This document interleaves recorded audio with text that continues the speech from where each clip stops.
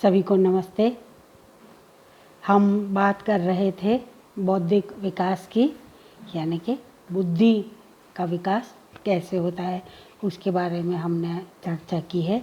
अपनी चर्चा को आगे बढ़ाते हैं और आज हम बात करेंगे बौद्धिक विकास की विशेषता की, यानी कि कैरेक्टरिस्टिक्स ऑफ इंटेलेक्चुअल डेवलपमेंट। बौद्धिक विकास सामान्य से विशिष्ट की ओर होता है। हमने जब जनरल डेवलपमेंट की बात करी थी मानव विकास के, तब भी हमने यही सब बिंदुओं को चर्चा की थी, लेकिन यहाँ हम स्पेसिफिक बुद्धि को ध्यान में रखते हुए हम बात करते हैं। तो बुद्धि के मामले में भी वही नियम लागू होता है विकास का कि पहले बुद्धि सामान्य बुद्धि का विकास होता है और फिर विशिष्ट बुद्धि का विकास होता है। क्योंकि बुद्धि एक सूक्ष्म शक्ति होती है, अतः इसका विकास स्थूल से सूक्ष्म की ओर होता है। जन्म के समय में शुरुआत में जैसे बालक अपनी हर आवश्यकता की पूर्ति रो करके करता है, उसको अभी बस इतनी ही समझ आती है कि रोने से मुझे चीज़ें मिलती है। धीरे धीरे जब वो परिपक्वता और अधिगम से अपने आसपास के विभिन्न वस्तुओं के बारे में जानकारी प्राप्त कर लेता है, उनका निरीक्षण करता है और उनसे वातावरण संबंधी प्रत्यय यानी कि कॉन्सेप्ट बनाता है, तो अंत में चिंतन, कल्पना, स्मरण और तर्क के आधार पर वो सुनियोजित क्रियाएं करता है। अतः स्पष्ट है कि बौद्धिक विकास जो है वो सामान्य से विशिष्ट की ओर होता है। और फिर बात हम करते हैं दूसरी इसकी जो विशेषता है वो है बौद्धिक विकास वंशानुक्रम और वातावरण का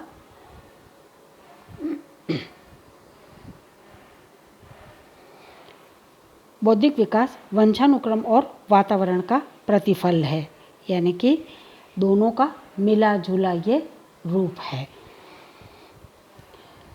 ये बात भी हम पहले ही कर चुके हैं कि माता और पिता से, या ये कह लेना चाहिए कि अपनी पिछली जनरेशन से जो जीन्स क्रोमोसोम्स के माध्यम से हमें मिलते हैं, उन्हीं के द्वारा किस व्यक्ति में कितनी बुद्धि होगी ये तय होता है। और फिर उस आनुवंशिकता के साथ में वातावरण उसमें कितना मददगार है, इस पर भी बुद्धि का विकास निर्भर करता है।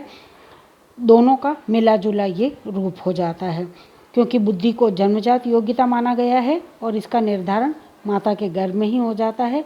बालक के जन्म से पूर्व ही हो जाता है, बल्कि इसके विकास में वातावरण की भी लेकिन महत्वपूर्ण भूमिका मानी गई है। बुद्धि का विकास वातावरणीय कारकों द्वारा प्रभावित होता है।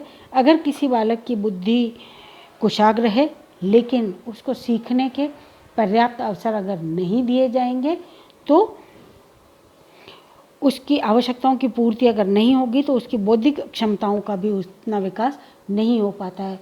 और हमारे देश के संदर्भ में अगर हम बात करें, तो हमारे यहाँ पर ये समस्या बहुत बड़ी है, क्योंकि हम देखते हैं कि हमारे यहाँ के जो रूरल या ट्राइबल बेल्ट्स हैं, वहाँ पर प्रतिभाएं तो खूब सारी हैं, जिनमें बुद्धि भी बहुत है और उनमें विशेषताएं भी बहुत हैं, लेकिन उनको पर्याप्त अवसर ही नहीं मिल पाते हैं। न उनको उससे संबंधित विद्यालय मिलते हैं, न उनको प्रॉपर ट्रेनिंग मिल पाती है, न उनको कोई निर्देशन देने वाला मिल पाता है।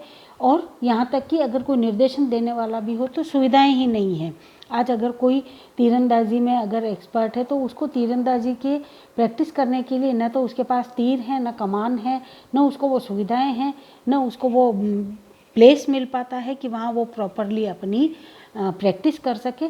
तो इस तरह से साधनों के अभाव में, या हम ये कह लें कि अवसर की कमी के कारण, या सीखने की प्रक्रिया पूरी नहीं मिल पाने के कारण, जिसको हम दूसरे शब्दों में वातावरण भी कह सकते हैं, कि अगर उचित वातावरण नहीं है तो उस कंडीशन में चाहे बुद्धिमत्ता कितनी भी हो, लेकिन व्यक्ति उसको विकसित नहीं कर पाता है। और उस कंडीशन में फिर उसको अपनी बुद्धि का उपयोग अपनी क्षमताओं से कमतर कामों में भी करना पड़ता है, क्योंकि अपनी जो रूटीन लाइफ है उसमें जो आवश्यकता है उनकी पूर्ति तो करनी ही होती है।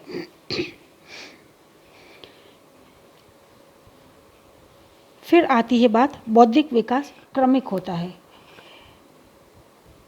इट अकर्स इन ऑर्डर, एक निश्चित क्रम है। जैसे हमने बात की थी कि सामान्य पहले होगा फिर विशेष होगा, उसी तरह से लगातार चलने वाली और क्रमिक प्रक्रिया है। एक निश्चित स्टेज क्रॉस नहीं होगी तब तक अगली स्टेज पर नहीं जाया जा सकता, ठीक है ना। तो अगर बालक का किसी भी बालक का बौद्धिक विकास यकायक रातों रात नहीं हो जाता है कि आज रात को सोए सुबह उठे तो एकदम से बुद्धिमान हो जाएंगे, ऐसा नहीं होता है। जो बालक कल सामान्य बुद्धि का था वो आज अगर सोकर उठे और वो अचानक कुशाग्र बुद्धि का हो जाए, लेकिन ये एक क्रमिक गतिशील प्रक्रिया है। बौद्धिक विकास के क्रम में बालक संवेदनाओं के फलस्वरूप प्रतिवर्त क्रियाएं, रिफ्लेक्स एक्टिविटीज़ करता है।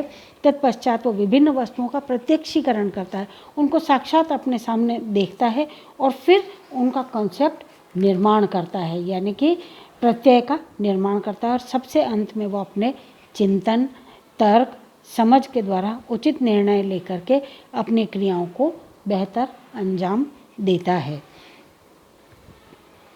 और जीवन में सफलता प्राप्त करता है।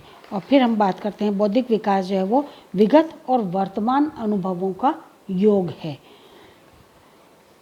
बौद्धिक विकास के क्रम में बच्चा जो कुछ भी सीखता है वह भूतकाल और वर्तमान के अनुभवों पर आधारित होता है। Understanding achieved by applying previously knowledge to a new situation and experience. वो विगत अनुभवों से शिक्षा ग्रहण करता है, उनसे कुछ नया सीखता है और फिर अपने चिंतन और कल्पना के द्वारा मन में विचार करता है और उसी के अनुरूप उचित निर्णय लेकर के कार्य करता है। और फिर हम बात करते हैं बौद्धिक विकास जो है वो अधिगम एवं परिपक्वता दोनों का ही मिला जुला रूप है, दोनों का ही देन है। ये बौद्धिक विकास में अधिगम और परिपक्वता दोनों का ही महत्वपूर्ण स्थान है। जब तक बालक के मस्तिष्क, केंद्रीय नाड़ी संस्थान और तंत्रिकाओं में परिपक्वता नहीं आएगी तब तक बालक में समझ की क्षमता का विकास नहीं हो सकता है। परिपक्वता मस्तिष्क में ही सोचने, समझने, तर्क करने, स्मरण करने यानी कि याद करने और धारण करने इत्यादि क्षमताओं का विकास होता है। Maturation provides a state of readiness to understand. इसका कारण बहुत स्पष्ट है कि बौद्धिक क्रियाओं का नियंत्रण एवं संचालन जो है वो मस्तिष्क के ऊपर वाले भाग में होता है और शिशु जन्म के समय में ये भाग मात्र 50% विकसित हो पाता है।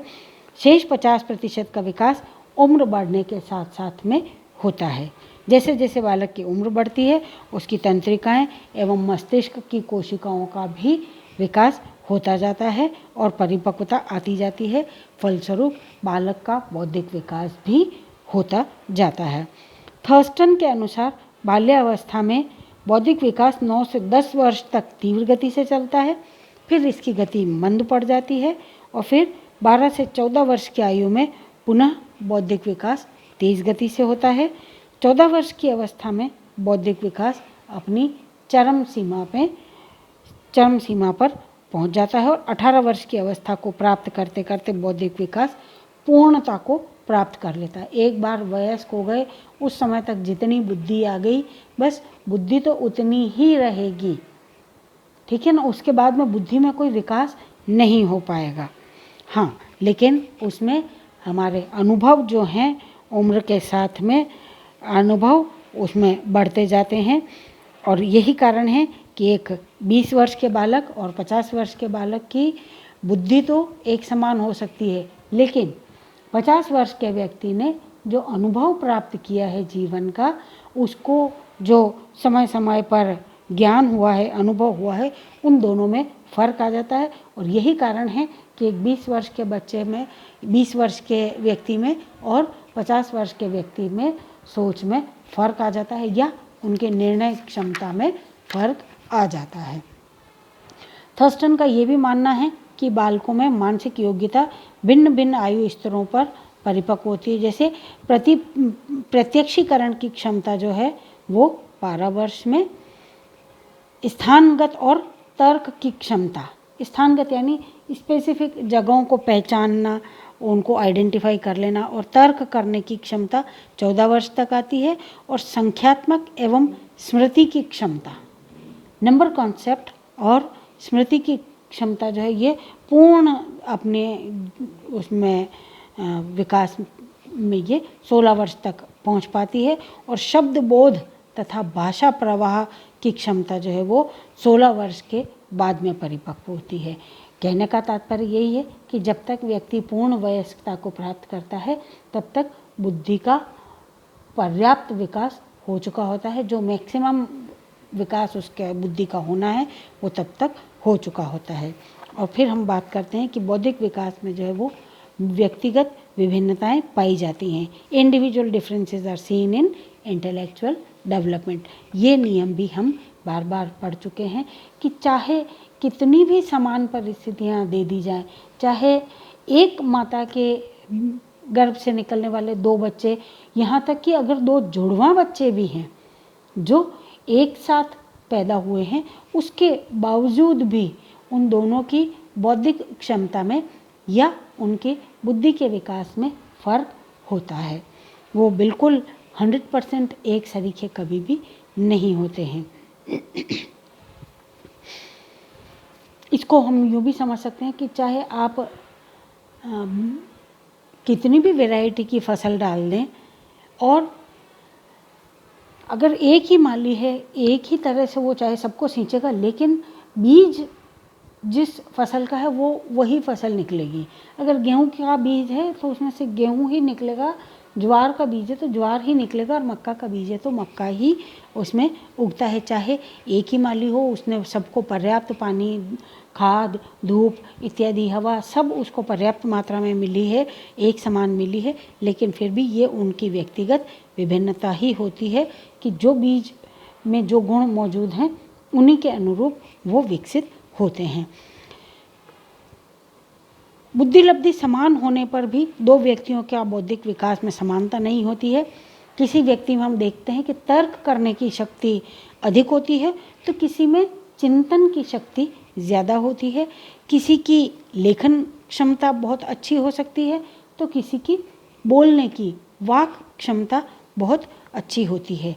किसी की मेमोरी यानी कि स्मरण शक्ति बहुत अच्छी हो सकती है तो किसी की इमेजिनेशन कैपेसिटी यानी कि कल्पना शक्ति बहुत बढ़िया हो सकती है। इस तरह से हर व्यक्ति के बौद्धिक विकास में ये भिन्नताएं पाई जाती हैं। और फिर हम बात करते हैं बौद्धिक विकास तथा विकास के अन्य पहलू जो हैं वो परस्पर अंतर संबंधित होते हैं, आपस में एक दूसरे का संबंध है। जैसे बौद्धिक विकास का संबंध शारीरिक, मानसिक, संवेगात्मक, खेल आदि सबसे गहरा रिश्ता होता है। अगर बच्चे का शरीर अस्वस्थ है तो उसका मानसिक विकास भी अवरुद्ध हो जाता है। वो खिन्न, उदास और चिड़चिड़ा रहने लगता है, मानसिक अवसाद से ग्रसित हो जाता है। और क्योंकि मानसिक विकास अवरुद्ध हो जाता है, फलस्वरूप बौद्धिक विकास भी रुक जाता है। और इसी तरह से संवेगात्मक विकास में बाधा पहुंचने पर सामाजिक विकास भी प्रभावित होता है। फलस्वरूप बालक का समाज के साथ में अच्छा समायोजन नहीं हो पाता है। इन सब बातों से ये स्पष्ट हो जाता है कि बौद्धिक विकास तथा विकास के जितने भी अन्य पहलू हैं वो सब आपस में एक दूसरे से जुड़े हुए हैं। और फिर इसमें सबसे आखिरी जो है वो है बौद्धिक विकास जो है वो शिक्षण एवं निर्देशन पर निर्भर करता है।